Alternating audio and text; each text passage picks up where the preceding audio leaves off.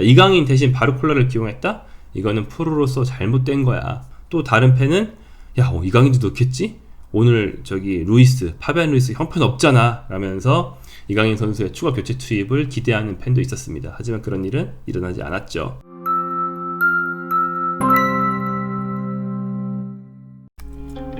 야, 이래도 강인이 안 넣어? 라는 소리가 육성으로 나올 정도로, 그냥 솔직하게 나올 정도로 답답한 경기였습니다. 파리 생제르맹이 스페인의 아틀레틱 원정을 떠나서 무승부를 거뒀는데요. 무승부 있을 수 있죠. 하지만 유독 답답했던 이유, 그리고 이강인 선수의 부재가 유독 눈에 띄었던 이유, 왜 그랬는지 한번 설명해 드리고요. 현지에서 프랑스 팬들은 어떤 반응을 보였는지도 한번 이야기해 봅니다. 안녕하세요, 볼리TV의 박기자입니다. 김정용 기자고요. 오늘은 11일입니다. 한국시간 11일 스페인 산 마메스에서 열린 챔피언스리그 리그페이즈 6라운드 경기 얘기해 보겠습니다. 산 마메스는 아틀레틱 클루브, 흔히 이제 빌바오라고 부르는 이 팀의 홈구장이죠. 아틀레틱 클루브의 홈으로 원정을 떠난 팀은 프랑스의 파리 생제르맹이었습니다. 그래서 이강인 선수가 오랫동안 자신이 몸담아온 어떤 스페인 땅으로 돌아가서 경기를 치른 그런 날이었고요. 결과는 0대0 무승부로 두 팀이 승부를 가리지 못했습니다. 파리 생제르맹의 이번 시즌 첫 무득점 경기였는데요. 파리 생제르맹의 성적은 현재 4승 1무 1패. 이번 시즌 첫 무승부를 거뒀지만 여전히 성적은 좋은 편입니다. 남은 두 경기 잘 치르면 충분히 8강 진입을 통한 16강 직행, 아시죠? 이번 챔피언스리그 작년부터 8강까지가 16강 직행이고 그 뒤는 24강까지 끊어서 16강 행 플레이오프, 복잡해요. 이런 걸 치러야 한다는 거 알고 계실 거예요. 8강 진입을 충분히 노릴 만한 디펜딩 챔피언다운 성적을 유지하고는 있어요. 다만 공격력 면에서 이번 경기가 유독 아쉬웠던 이유는 첫 무득점 경기였기 때문입니다. 앞선 5경기 중에서 이긴 경기는 당연히 득점을 했을 것이고 패배한 바이에른 뮌헨전조차 한 골을 넣고 졌기 때문에 이번 경기가 첫 무득점 경기가 됐습니다. 사실 아틀레틱이 쉬운 상대는 아니에요. 아틀레틱 하면은 스페인의 3강 그런 강호 같은 느낌은 아니기 때문에 쉽게 이겨야지 생각하실 수도 있지만 사실 아틀레틱이 챔스 나왔다는 것 자체가 지난 시즌 4강 5강에 들었다는 거잖아요. 지난 시즌 라리가 4위를 했고요. 이번 시즌도 라리가에서 7위를 유지하면서 라리가 중상위권 잘 유지하고 있는 아틀레틱의 그런 모습입니다. 그리고 또 이제 산 마메스라는 아틀레틱의 홈 구장이 원정팀한테 껄끄럽기로 굉장히 유명하죠. 이번 경기 파리 생제르맹도 열광적인 홈팬들, 빌바오 사람들의 응원, 바스크 사람들의 응원에 굉장히 고전을 했고요. 아틀레틱은 또 직전 경기에서 아틀레티코 마드리드를 잡아내면서 상승세를 탄 상태이기도 했습니다. 자, 그런 경기에서 파리 생제르맹의 루이스 엔리케 감독 어떤 플랜을 들고 나왔을까요? 일단 이강인이 선발에 없었습니다. 우리 입장에서는 이게 제일 눈에 띄죠. 최전방에 세니 마율루를 배치하면서 이강인 선수는 벤치에 둡니다. 사실 이거는 예상할 수 있는 바긴 했는데 이달 벤치의 공격 자원이 이강인, 데지레 두에, 하무스 여기까지 완전 주전급이죠. 그 다음에 은장투, 은바예까지 5명이나 벤치에 있고 마율루를 최전방에 배치했습니다. 이번 시즌 많이 본 그런 기용인데 마율루 선수가 원래 중미 유망주에 가까웠지만 최전방에 뛸 때 보면 잘 될 때, 엔리케 생각대로 될 때는 이 선수의 운동 능력과 압박 능력 등을 활용해서 덴벨레 카피, 덴벨레가 해오던 역할을 네가 반만 해줘라, 이런 임무를 잘 수행할 때도 있었죠. 그래서 그런 걸 기대하고 넣었다고 볼 수 있어요. 하지만 뒤에 말씀드리겠지만 마율루 투입은 이날은 대실패였습니다. 이강인 선수는 이렇게 되면서 챔피언스리그 리그페이지 6라운드까지 선발 출장 0회라는 아쉬운 기록을 이어가게 됩니다. 6라운드까지 챔스에서는 한 번도 선발로 쓰지 않았다. 근데 리그왕에서는 이강인이 확실히 주전이에요. 왜냐면 팀 내 출장 시간이 6이거든요. 11위까지가 대충 주전이라고 뭉툭그려서 말할 수 있다면 6위는 확실한 주전인 거죠. 15경기, 리그왕 15경기 중에서 13경기에 출장을 했고 그 중에 10경기 선발, 3경기 교체 출장이니까 분명히 주전입니다. 근데 챔스에서는 유독 앞선 5경기 모두 교체 투입만 됐고요. 다 합쳐서 171분. 5경기 171분이면 뭐예요? 경기당 평균 30분이 안 되죠. 30분이 조금 넘는 정도네요. 그러니까 굉장히 낮은 짧은 출장 시간만 받았다는 걸 알 수 있어요. 그러니까 이게 상당히 아쉬운 부분이고 그 중에 가장 오래 뛴 바이에른 뮌헨과의 경기에서 에이스급의 활약을 했다는 걸 생각한다면 더욱더 아쉬움이 커집니다. 자, 경기 내용 어땠을까요? 이날 경기는 진짜 한마디로 요약할 수 있고 90분 내내 똑같았습니다. 굉장히 집요하고 답답한 압박과 탈압박의 싸움이 반복되는 이제 땅 따먹기만 하다가 끝난 그런 경기라고 보셔도 돼요. 일단 파리 생제르맹이 당연히 우세를 잡고 경기를 운영했습니다. 아틀레틱의 강한 저항, 이 양상으로 90분이 진행됐는데요. 파리 생제르맹은 지난 시즌 챔스리그 우승부터 계속 이어져 온 기조인 빠른 빌드업으로 상대를 공략하려고 노력을 했습니다. 근데 아틀레틱은 스페인에서 가장 근성 있는 팀으로 유명하죠. 신체 조건도 좋고 아주 끈끈하고 굉장히 전투적인 그런 전통 있는 팀으로 유명한데, 그렇다 보니까 후방 수비도 끈질기고 그 다음에 엄청난 활동량으로 압박을 강하게 했어요. 그러면서 파리 생제르맹의 빌드업을 방해하고 후방에서도 어떻게 흔히 말하는 축구팬 은어로 걸레 수비를 해서 막아내겠다, 이런 기조로 나왔습니다. 그런데 이런 경기가 되게 재밌을 수도 있거든요. 다이나믹하고. 재미없어진 이유 뭐냐, 누가 이기나 끝까지 해보자. 니네가 못 뚫어? 그럼 난 계속 막아. 니가 계속 막아? 난 끝까지 뚫어. 이러면서 둘 다 똥꼬집 부리면서 플레이 내일을 바꾸질 않았어요. 근데 여기서 아틀레틱은 당연히 안 바꿀 수밖에 없죠. 파리 생제르맹을 잘 막고 있으니까 안 바꾸는 게 당연한데요. 파리 생제르맹이 못 뚫고 있잖아요. 0대 0이잖아요. 지금 슛을 훨씬 많이 하고 점유율이 70% 80% 가고 있는데 0대 0이란 말이에요. 그러면 바꿔야 되지 않았을까요? 루이스 엔리케 감독이 이날 그 고집 부리는 엔리케 모드로 돌아가면서 그냥 하던 대로 할 건데 이렇게 좀 똥꼬집을 부렸습니다. 그래서 강한 압박에 막혀서 사실 파리 생제르맹 빌드업이 잘 되지 않았어요. 그 빌드업은 잘 되는데 또 공격을 이렇게 저렇게 단체롭게 전개하는데 골만 못 넣었다? 그러면 엔리케 감독의 선택이 이해할 수 있죠. 근데 이날은 아틀레틱이 압박에 막혀서 파리 생제르맹이 하고 싶어하는 공격 전개가 분명히 안 됐습니다. 빌드업 기점이 자꾸 뒤로 내려갔고요. 그러면서 요즘 파리 생제르맹 최고의 히어로 비티냐죠? 비티냐가 제일 잘하는 모습 요즘 많이 보시면 토트넘전도 그랬고, 상대 지점 깊숙이 올라가서 공을 뿌리거나 중거리 슛을 때릴 수 있을 때, 그럴 때 정말 무섭잖아요. 근데 비티냐가 공을 잡는 위치가 거의 센터 서클 근처, 정말 뒤로 내려가 있습니다. 이러면은 뭐가 안 되거든요. 위협적인 위치에서 공을 뿌릴 수가 없는데, 그럼에도 불구하고 엔리케 감독은 뭘 바꾸진 않았고, 오히려 자꾸 빌드업 기점이 뒤로 내려가다 보니까 골키퍼를 활용해서 맨 뒤까지 돌리는 장면이 많이 나오는데, 그때 아틀레틱 선수들이 진짜 전속력으로 달려들어서 뺏으려고 막 눈에 불을 켜고 내놔 막 돌진해 옵니다. 그래서 골키퍼 사투노프를 활용해서 공을 돌릴 때 굉장히 불안했다. 그럼에도 불구하고 엔리케 감독이 또 우리는 탈압박할 수 있는데 이러면서 약간 이런 모습을 좀 보여주는, 심리적으로 그런 느낌이 드는 경기 운영이었습니다. 자, 이렇게 똑같은 패턴으로 90분을 보낸 파리 생제르맹, 상대가 배우 공간을 내주지 않으면 어떻게 운영하는 게 일반적인 답일까요? 보통은 측면으로 보낸 다음에 드리블로 상대 측면을 붕괴시키고, 그러니까 상대를 이제 앞뒤로 찢을 수 없다면 좌우로라도 찢어서 공간을 벌리고 공격하는 게 아주 좋은 방법입니다. 근데 이날 윙어들이 드리블이 안 됐어요. 아틀레틱이 드리블할 어떤 공간 자체를 애초에 안 준 것도 맞지만, 그래도 어거지로라도 찢고 드리블을 시작해야 되는 게 측면 선수들의 숙명인데 하지 못했다.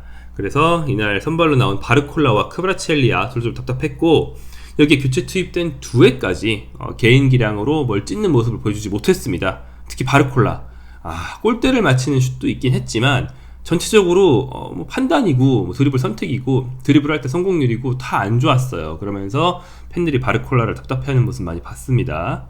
결정적인 득점 기회를 파리 생제르맹이 2번 잡긴 했는데요. 우나이 시몬 골키퍼한테 모두 저지당하면서 골대에 맞기도 하고 선방에도 막히고, 그러면서 파리 생제르맹이 결국 골을 넣지 못합니다. 이강인 선수를 투입 안 한 점에 대해서 한번 중점적으로 얘기를 조금만 해볼게요. 이강인 선수가 이번 시즌 처음으로 챔피언스리그 경기에서 완전 결장을 하게 됐습니다. 말씀드린 것처럼 앞선 5경기 교체 투입됐거든요. 근데 교체 투입만으로도 아쉬워했는데 웬걸? 감지덕지였잖아. 이번 경기는 아예 안 썼습니다. 그래서 이번 시즌 이강인 선수의 연속 출장이 끊겼고요. 아마 엔리케 감독이 경기 흐름이, 제가 답답했다고 말했지만 엔리케 입장에선 괜찮았나 봐요. 만족했나 보죠. 그러니까 이 경기가 생각대로 풀리지 않았다면 플랜 B로 전환하는 게 좋은 방법이잖아요. 그럴 때 이강인이 필요하거든요. 근데 이강인을 안 썼다는 건 우리 플랜 A, 빠른 패스워크와 압박의 싸움에서 무조건 이긴다라고 플랜 A에 대한 똥꼬집을 부렸다라고 볼 수 있습니다. 그러니까 이강인을 안 썼다는 게 시사하는 바가 있는 것이죠. 교체로 대질의 두에를 넣은 건 충분히 이해할 수 있습니다. 두에는 소위 골든보이, 그러니까 소위가 아니고 골든보이 어워드라는 최고 유망주상을 탔죠. 그러면서 유럽 최고의 유망주로 이미 인정받은 선수고 지난 시즌 챔스 우승 주역이고, 두에 투입이 이강인보다 앞선 거는 충분히 이해할 수 있습니다. 그건 누구도 이해할 거예요. 그런데 그 뒤에 이번 시즌 부진한 스트라이커 곤살로 하무스를 넣었어요. 하무스까지도 이해는 할 수 있어요. 뭐 스트라이커를 넣긴 넣어야 되니까. 근데 뭐 다른 포지션을 빼고 하무스를 넣은 것도 아니고 공격수끼리만 교체하면서 공격수를 늘리지도 않았고요. 그러면서 공격이 답답함이 가셨냐? 더 답답해졌습니다. 하무스가 뭘 풀어주는 선수가 아니다 보니까요. 그리고 교체카드 5장 중에 3장만 썼어요. 2장을 안 쓰고 그냥 끝내버렸거든요. 특히 그 중에 한 장은 하프타임에 센터백을 교체한 것이기 때문에 공격 자원의 전술적인 교체는 딱 2장 뿐이었다. 같은 포지션 선수만 바꿨다. 제가 말씀드린 것처럼 누누이 말해온 것처럼 같은 포지션만 갈아 끼우고 포메이션도 안 바꾸고 플랜도 안 바꾸면서 똥꼬집을 부렸다는 걸 교체카드 3장에서도 볼 수 있습니다. 아틀레틱이 5장을 모두 활용했던 것과는 상당히 대조적인 그런 교체카드 운영이었던 것이죠. 이강인을 만약에 투입했다면 어떤 효과가 났을까요? 이강인 선수가 뛰는 걸 우리가 이번 시즌, 지난 시즌부터 수십 경기 봐왔기 때문에 예상해 볼 수 있는 시나리오가 많이 있습니다. 자, 경기 막판으로 갈수록 아틀레틱이 체력 저하로 압박이 약해지는 게 아니고 오히려 굉장한 정신력과 투지로 압박을 더 세게 했거든요. 그러면서 파리 생제르맹 빌드업이 막판에 더 안 됐어요. 그렇다면 이럴 때 이강인 선수를 투입한다면 효과를 확실하게 볼 수 있습니다. 예상할 수 있는 효과 1번, 이강인 선수가 좋아하는 동선이 오른쪽 측면에 착 붙어서 공 받은 다음 이제 안으로 파고들면서 패스를 뿌리기 시작하는 것이죠. 이런 측면에 딱 붙어서 시작하는 플레이메이커를 활용한다면 그쪽으로 공을 주기도 좋고, 이강인 선수가 일단 공을 받으면 탈압박도 잘하고 반대쪽으로 전환도 잘하기 때문에 빌드업이 쉬워집니다. 그래서 팀의 조직적인 빌드업이 안 되면 이강인을 넣어가지고 빌드업을 그냥 쉽게 해야겠다 이렇게 생각할 수도 있는 거고요. 둘째, 이강인 선수가 측면인에 투입되더라도 중앙 미드필더처럼 좁혀서 움직여줄 수 있어요. 원래 공미니까. 그러면 팀의 중미가 3명에서 4명으로 늘어난 효과를 보면서 중앙의 수적 우위를 통해서 빌드업을 할 수도 있죠. 이런 방법도 있습니다. 그러니까 이강인 선수를 투입했을 때 가능한 플랜 B가 한 가지가 아니고 2가지, 3가지 있거든요. 레키 감독이 투입하기 전에 붙잡고, 자, 강인아 오늘은 여기서 뛰어, 강인아 오늘은 이걸 맡아, 이런 말을 어떻게 해주냐에 따라서 이강인 선수가 이날의 답답한 경기 이름을 풀어줄 수 있는 여지가 굉장히 많았다.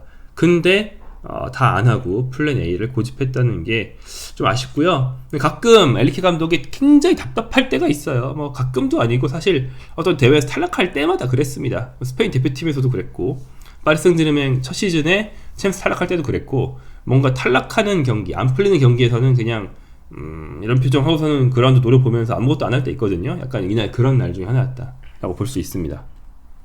자, 팬들도 마찬가지였던 것 같아요. 현지 팬들한테도 좀 답답했던 것 같은데요. 파리 생제르맹 공식 X, 구 트위터, 소셜미디어 계정에 달린 반응들을 보면요, 일반적으로 이강인 선수 얘기가 많이 나오진 않습니다. 왜냐면 이날 뛰는 선수들을 보면서 그 선수들을 욕하는 게 이제 팬의 어떤 일반적인 반응이잖아요. 그래서 바르콜라 점마 빼라 라든지 이런 뛰고 있는 선수에 대한 말이 많지, 안 들어온 선수 얘기를 많이 하진 않습니다. 이강인 얘기는 적을 수밖에 없죠.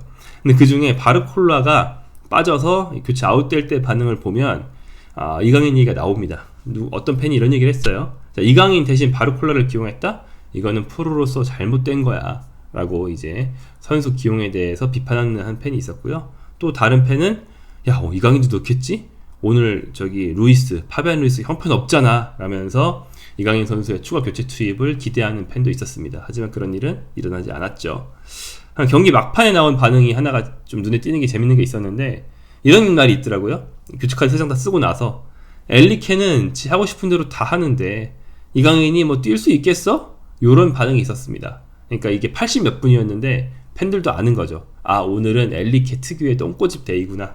오늘은 엘리케가 아무것도 안 하겠구나. 눈치를 챈 거예요. 그런 날들이 존재하는 것이죠. 엘리케 감독은 주사에 굴려서 한 1 나오면 오늘은 아무것도 안 한다, 이런 날이 있습니다. 그런 날이 걸려버렸고요.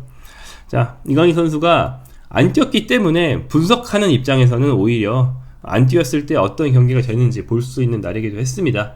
팀 내의 유일한 어떤 변속 기어가 될 수 있는 카드라는 걸 확인한 것이죠. 자, 이강인 선수는 플랜 A와 플랜 B를 모두 소화할 수 있다는 점에서 이 팀 멤버 중에 굉장히 특이한 점이 있습니다. 그러니까 원래는 플랜 A를 잘 소화 못했는데 이번 시즌 주전급으로 뛰는 것에서도 아실 수 있지만 이제는 플랜 A 소화도 꽤 잘합니다. 경기 템포 충분히 따라가고 있고요. 그러면서 플랜 B에도 쓸 수 있는 게 이강인이다. 이날 이강인 선수뿐 아니고 좀 더 아쉬운 선수가 있다면 덴벨레였습니다. 원래 덴벨레가 뛸 줄 알았거든요. 근데 덴벨레 선수가 어디 부러졌다든지 그런 큰 부상이 있는 것도 아닌데 컨디션 난조로 못 뛰었어요. 엔트리에서 아예 빠졌거든요. 그러면서 지난 시즌의 플랜 A, 덴벨레와 두엘을 위시로 한 강한 압박과 빠른 역습, 전방에서의 변수 창출, 덴벨레가 있어야만 가능한 여러 가지 계획들이 다 어그러졌습니다. 덴벨레 선수가 이번 시즌 거의 못 뛰고 있죠. 이렇게 플랜 A를 가동하기 힘들다. 게다가 플랜 A를 가동해도 파괴당한 날이 많습니다. 왜냐면 이날 아틀레틱처럼 진짜 더 강한 압박으로 파리 생제르맹을 옥죄일 수도 있고 웅크릴 수도 있고 이제 어떻게 나올지 아니까 대처가 된단 말이에요. 그러니까 기존의 플랜 A인 압박, 탈압박, 속공 이 플랜에서 벗어나서 다른 컬러의 공격 작업이 분명히 병행되어야만 합니다. 그리고 파리 생제르맹에서 이제 다른 컬러라고 할 때 이 팀에 장신 스트라이커가 있어서 뚝배기를 할 수가 있습니까? 뭐가 있습니까? 사실 이강인밖에 없다고도 볼 수 있어요. 가장 좋은 플랜 B가 이강인 선수의 오른쪽 측면에서의 플레이 메이킹이고요. 바이에른 뮌헨전을 비롯해서 여러 번 그 위력을 증명한 바가 있습니다. 이날은 감독의 고집으로 이강인이 쓰이지 않았지만 파리 생제르맹이 더 높이 올라가려면 이강인 선수가 교체로만 나오는 게 아니고 선발과 교체를 오가면서, 제가 매경기 선발이었나 이런 말은 안 해요. 왜냐면 지난 시즌 플랜 A가 강했던 게 사실이고 거기 이강인 선수가 없긴 했으니까. 근데 선발과 교체를 오가면서 지금보다는 이강인이 더 뛰어야 더 높이 올라갈 수 있을 것이다 이런 생각이 확실히 들었고요. 특히 챔피언스리그 토너먼트에서도 이강인은 무조건 선발 안 써, 이 모드가 계속 된다면 그건 패착이 될 것입니다. 그러니까 엘리키 감독이 이강인 선수가 다른 팀으로 나가고 싶은 기색을 조금 보일 때마다 안 돼, 못 나가, 넌 내 선수야, 우리 파리 생제르맹의 소중한 자원이야 이러면서 붙잡잖아요. 붙잡았으면 안고 죽기 위해서 붙잡았다가 아니고 잘 쓰기 위해서 붙잡았다가 돼야겠죠. 지금도 찐 전반으로 보면 활용도나 이강인 선수 활약상 나쁘지 않습니다. 충분히 좋거든요. 하지만 이런 중요한 경기, 또 챔피언스 경기에서도 더욱더 현명하게 활용이 되는 이강인 선수의 모습을 기대해 봅니다.